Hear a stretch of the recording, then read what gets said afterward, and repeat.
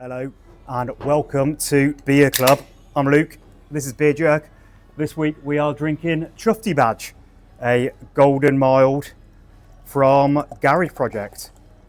A glorious style that you don't see much of. Cheers. Look at that colour, golden.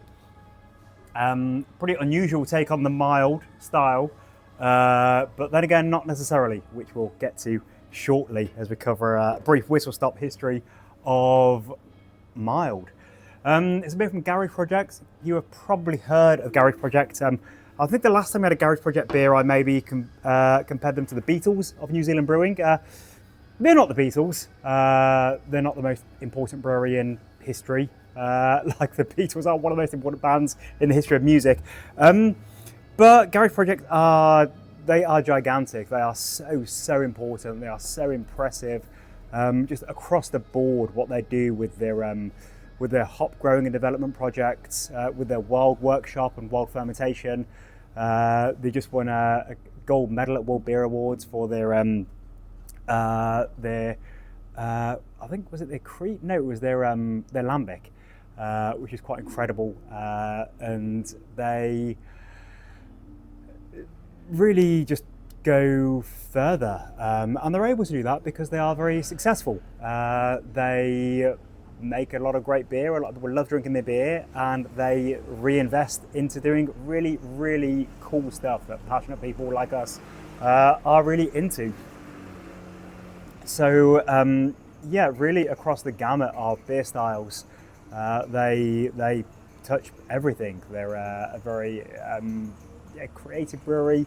The way that they approach the history of beer, the artwork, the collaborations. I feel like there's just every month there's pretty big news happening with Garage Project, and it's a brewery that really stands alone in New Zealand. There's no other brewery that comes anywhere near to the status and the creativity and the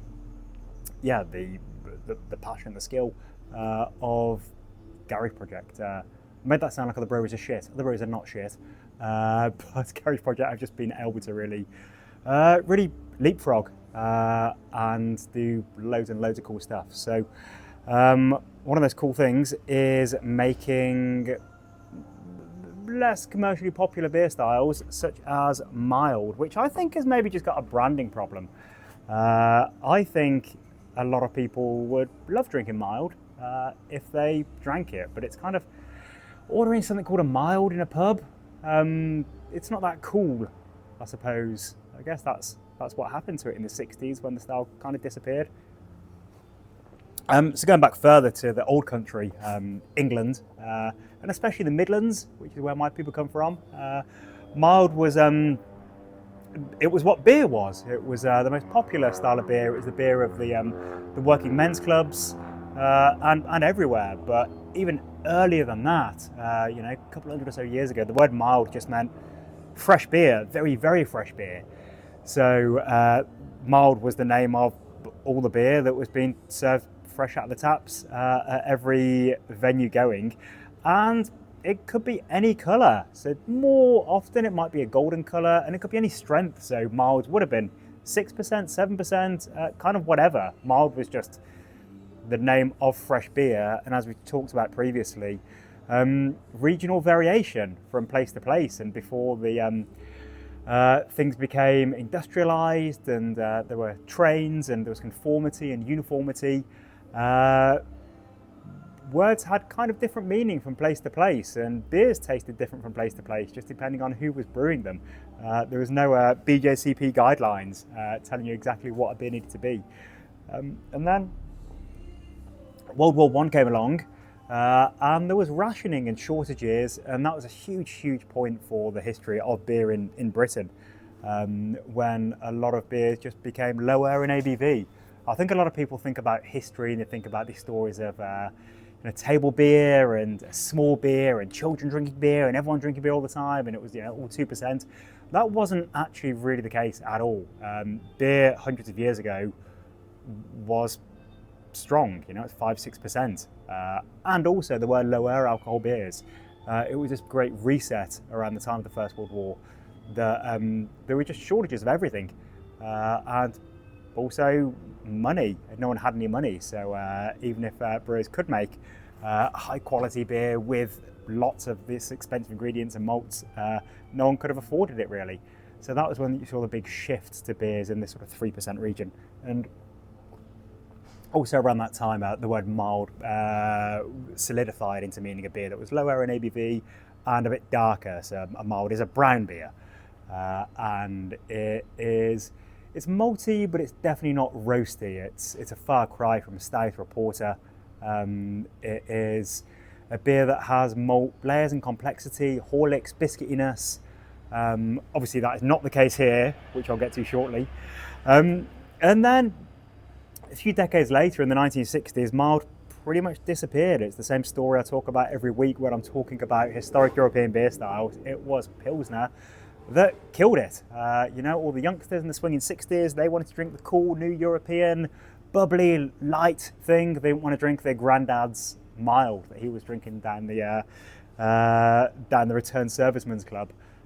So pretty much died out and sort of clung on here and there with a few passionate brewers that love the style. So this is a golden mild, which is harking back to those earlier beers with it's light, it's golden in colour, it's very easy drinking. It definitely does have a bit of maltiness, and it's got the sort of the roundness and the body and the mouthfeel, but yeah, it's not coming across like a super biscuity mild whatsoever. It's easy drinking, and it has got lovely fresh citrusy hops. So often in milds it will be those traditional English hops like Fuggles, and things that taste kind of like brambles and hedgerows and berries. This is a beer, the hops definitely hark to that, but also there's a bit of citrusy, zesty freshness. It's two pretty modern US hops that are both from the last 6 or 7 years. It is Lorien, which I've had a few beers with, which is a really beautiful aroma hop. And then Adina, which is I think that's a cross between an old English hop and Summit. So from that you are getting your your sort of like lemony character, but also they talk about wildflowers on here, but definitely like mown hay character. It is kind of like a freshly mown field sort of thing. And it is 3.5%, which is perfect for this style of beer. I feel pretty strongly that different beer styles are suited to different ABVs, and I feel very strongly about session IPAs. The idea of having an IPA which is 3% is just completely pointless.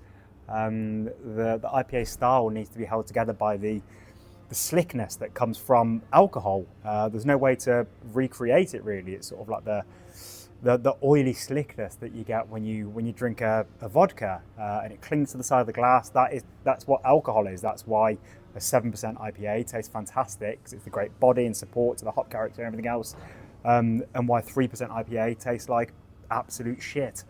There are many styles that you can brew that taste amazing around 3%. This is one of them. It is styles that embrace, all sorts of things really, but especially maltier beers, and also yeast forward beers, which we're not going to get into because I'm going to try and keep the length of this below half an hour. But yeah, this being a malt forward beer with some lovely hop character, it is kind of a table beer really. So yeah, beautiful, sessionable, everyday beer. It'd be great to have beers like this pouring the length of the country. But as I say, I don't see that happening. I think there's an issue with the branding of mild. I know a few years ago in England there was the whole make mild great again sort of joke really, but also semi-seriously, because really it would be great to have more of these beers.